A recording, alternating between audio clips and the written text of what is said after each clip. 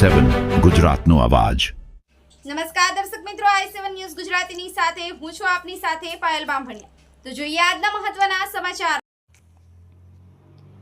77માં પ્રજાસત્તાક દિનની કારડ પ્રાથમિક શાળા ખાતે ઉજવણી કરવા વન મંત્રી શ્રી અર્જુન મોઢવાડિયા સાહેબના અધ્યક્ષસ્થાનેની સ્પીચ સાંભળો।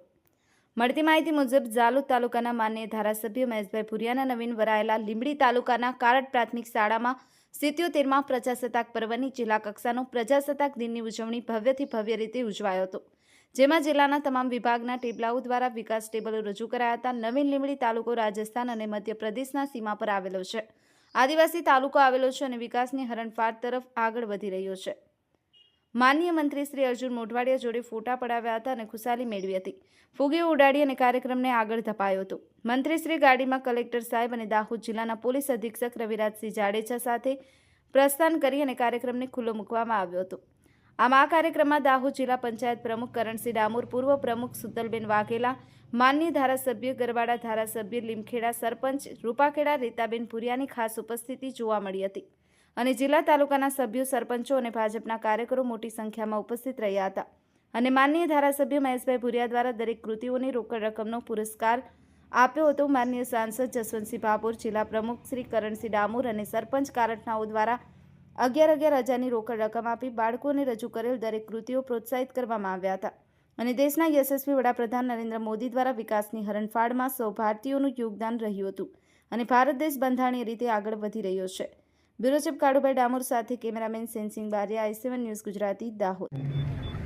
એ કોઈની ગુલામી નહીં, પરંતુ પોતાએ સર્જેલા બંધારણ પ્રમાણે આગળ વધવાનું, એ બંધારણનો અમલ 26મી જાન્યુઆરી 1950ના રોજ થયો। ડોક્ટર બાબા સાહેબ આંબેડકર અને બંધારણ સભાના સૌ સભ્યોએ ભારતને એક એવું બંધારણ આપ્યું જેનું આપણે સૌ ગૌરવ લઈ શકીએ। સ્વતંત્રતા, સમાનતા અને બંધુતાના માનવીય મૂલ્યોનું જતન કરતું આ બંધારણ આપણે સૌને માર્ગદર્શન આપે છે।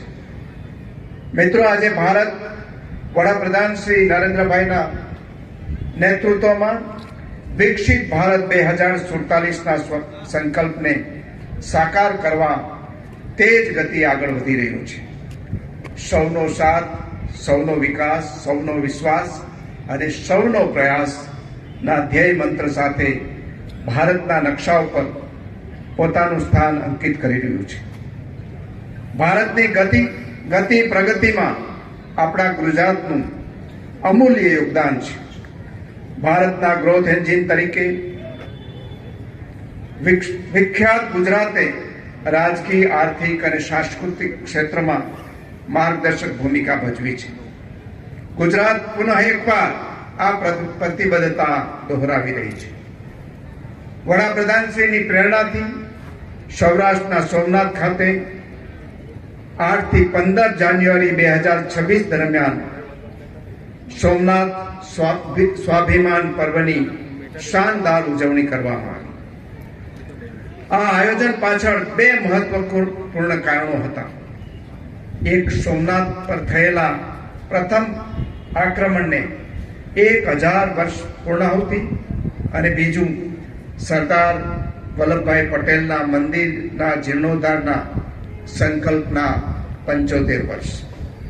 આ બંને ઘટનાઓનો સુભગ સમન્વય રૂપે સોમનાથ સ્વાભિમાન પર્વ મનાવવામાં આવ્યો। આ પર્વની ઉજવણીનો હેતુ ભાવિ પેઢીને ઇતિહાસથી પરિચિત કરવાનો હતો। આ વર્ષે સરદાર સાહેબની જન્મ જયંતિ નિમિત્તે સ્ટેચ્યુ ઓફ યુનિટી એટલે કે એકતાનગર ખાતે ભારત પર્વનું ભવ્ય આયોજન કરવામાં આવ્યું। 15 દિવસ સુધી ચાલેલા આ પર્વમાં ભારતની અનેકતામાં એકતા પ્રદર્શિત કરતા કાર્યક્રમોનું આયોજન કરવામાં આવ્યું હતું। ભારતીય રાષ્ટ્રીય ચેતનાના પ્રતીક સમાન વંદે માતરમ ગીતની 7મી નવેમ્બર 2025ના રોજ 150 વર્ષ પૂર્ણ થયા।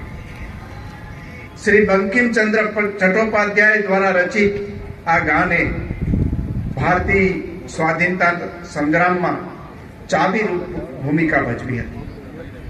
આ ઐતિહાસિક અવસરની સમગ્ર ગુજરાતમાં જન ભાગીદારીથી ઉજવણી કરવામાં આવી. જનનાયક ભગવાન બિરસા મુંડાની સ્મૃતિમાં વર્ષ 2025ને જનજાતિ ગૌરવ વર્ષ જાહેર કરવામાં આવ્યું હતું. સમગ્ર વર્ષ દરમિયાન ગુજરાતમાં વર્ષના ઉપલક્ષમાં આદિવાસી વિકાસ સંદર્ભે અનેક કાર્યક્રમો